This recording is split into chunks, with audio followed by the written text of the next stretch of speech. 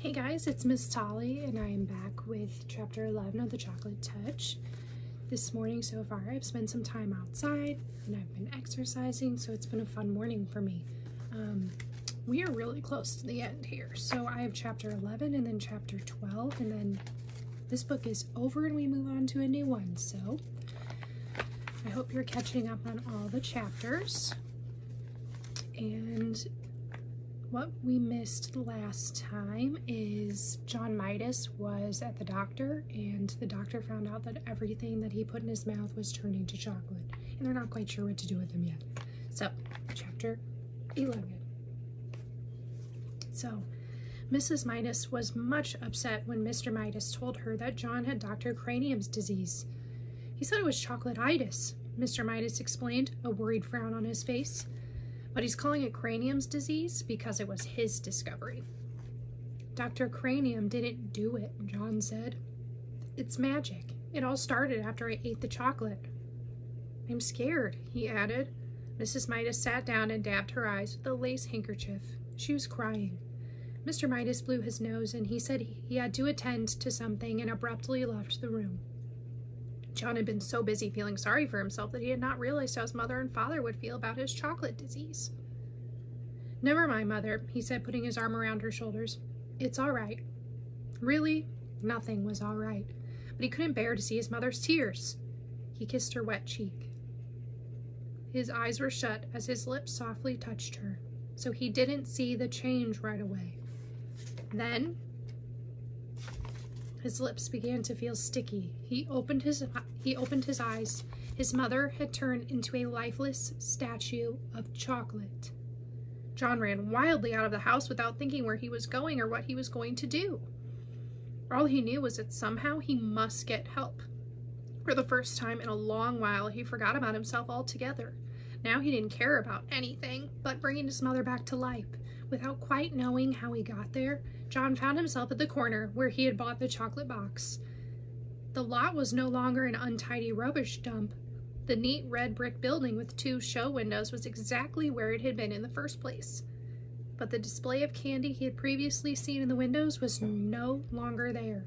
In one window, John saw a chocolate trumpet, a chocolate pencil, and a silver dollar with a piece bitten out of it. In the other window, he saw a cafeteria tray littered with chocolate utensils and the remains of a chocolate lunch. Clearly, this place was the right one. The proprietor must know a lot about John's hateful chocolate touch. John rushed into the store. The proprietor was standing behind the counter, carefully polishing something small and round and flat in silver. I was just thinking of you, he said. John had no time to waste on pleasantries. Remember the old coin I found and gave you and you gave me the magic chocolate? He demanded. Without waiting for a reply, he babbled on. I ate it and it made everything that touches my mouth turn to chocolate, and I kissed my mother, now she's chocolate and I've got to change her back. Easy now, murmured the storekeeper. Calm yourself. There was an expression of satisfaction in the old man's eyes. It's all your fault, John declared. If my mother isn't made better again, I'll fight you till you're dead. My goodness, the storekeeper exclaimed. Whose fault did you say? Yours, John said. If you hadn't taken that money, I wouldn't have...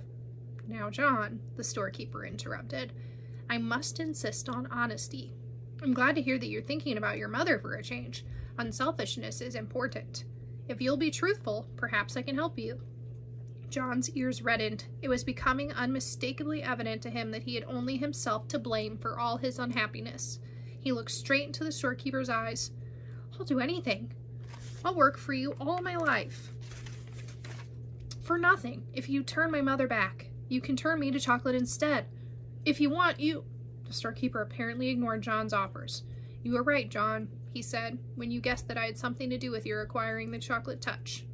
But you yourself earned the coin that bought the chocolate touch. Only greedy people can even see that kind of money. Here's John talking to the storekeeper.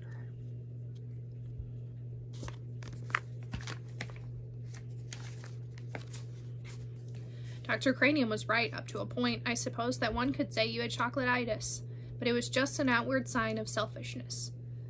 My mother, John reminded the storekeeper frantically, my mother's turned to chocolate. Do something about it. Oh, please do something about it. I'm glad that you were concerned, the storekeeper commented unhurriedly. Part of your cure is to be concerned about other people. You have been so greedy that you didn't care what happened to other people. Oh, I know, John admitted woefully, but please decide about me later, and please make my mother better now. Well, John, the storekeeper said, if you had to choose between getting rid of your chocolate touch and restoring your mother to life, what would it be? For one moment, John couldn't help imagining a future of all chocolate meals.